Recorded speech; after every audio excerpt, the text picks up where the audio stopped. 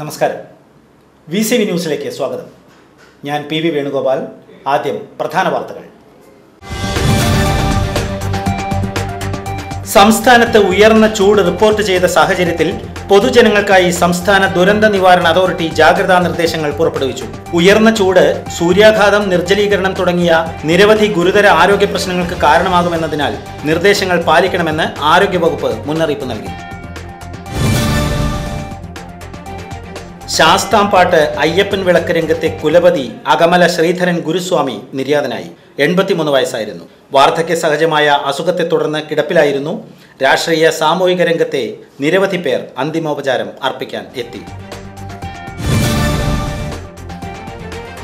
ഷൊർണൂരിലും കുളപ്പുള്ളിയിലും water ATM പദ്ധതി നടപ്പിലാക്കി ഷൊർണൂർ നഗരസഭ.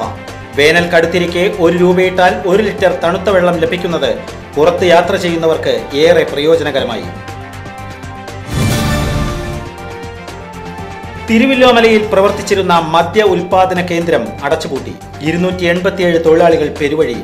ലൈസൻസ് പുതുക്കുന്നതിനുള്ള സാമ്പത്തിക ബുദ്ധിമുട്ടാണ് ലേ ഓഫിലേക്ക് എത്തിച്ചതെന്ന് കമ്പനി അധികൃതരുടെ നിലപാട്.